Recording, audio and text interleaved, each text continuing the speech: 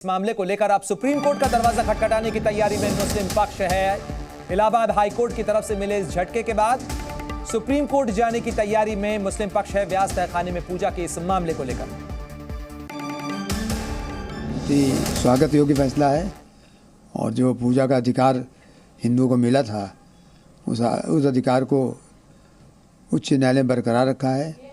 जिला जज के द्वारा सही फैसला दिया गया और सही बात है कि 93 तक वहाँ लगातार व्यास जी तहखाने में हिंदुओं की पूजा हो रही थी और उसको ज़बरदस्ती बिना किसी कानून के बिना किसी आदेश के रोक दिया गया था और इसीलिए उसकी याचिका मुस्लिम पक्ष की कोर्ट ने खारिज कर दी है। हाई कोर्ट तो ऑर्डर हो ही गया, सुप्रीम कोर्ट आ सकते हैं और सुप्रीम कोर्ट आएंगे, स्वागत है, हम भी यहाँ रहेंगे और उसका अपोज किया जाएगा, कोई दिक्कत नहीं है।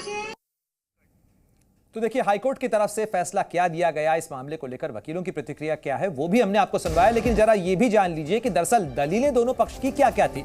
तो हिंदू पक्ष की तरफ से क्या दलील दी गई थी वो आपको बता रहे हैं। पूजा पर रोक लगाने का अधिकार नहीं है, यह हिंदू पक्ष की तरफ से कहा गया था। वहीं मुस्लिम पक्ष का कहना था कि हम मामले के खिलाफ सुप्रीम कोर्ट जाएंगे, यानी इलाहाबाद हाईकोर्ट का इस फैसला आने के बाद अब सुप्रीम कोर्ट का दरवाजा खटखटाने की तैयारी में मुस्लिम पक्ष है। मुस्लिम पक्ष ने तहखाने में कभी पूजा नहीं हुई ये दलील दी थी। साथ ही हिंदू पक्ष का कहना है कि यहां मंदिर था और पूजा होती थी। 1993 से पहले तक यहां बाकायदा लगातार पूजा हो रही थी, ये हिंदू पक्ष की दलील है। और साथ ही हिंदू पक्ष का कहना है कि हमारे पास इसके पर्याप्त सबूत भी हैं। वहीं मुस्लिम पक्ष का कहना है कि जब पूजा नहीं हुई तब रोक पर बात क्यों की जा रही है। जब पूजा नहीं थी तब उस समय की रोक को लेकर जो चर्चा है वो मुस्लिम पक्ष की दलील में शामिल है। और देखिए ज्ञानवापी का ये पूरा मामला जिसके अंदर एएसआई सर्वे की रिपोर्ट भी सामने आई थी और इस मामले को लेकर एएसआई की खुदाई कराने की मांग को लेकर भी एक याचिका सुप्रीम कोर्ट में दाखिल की गई थी और यह मामला सुप्रीम कोर्ट में भी कई पिटीशंस पेंडिंग है। साथ ही इलाहाबाद हाई कोर्ट में मुस्लिम पक्ष अंजुमन इंतजामिया कमेटी गई थी 31 जनवरी के जिला जज के फैसले को चुनौती देने के लिए।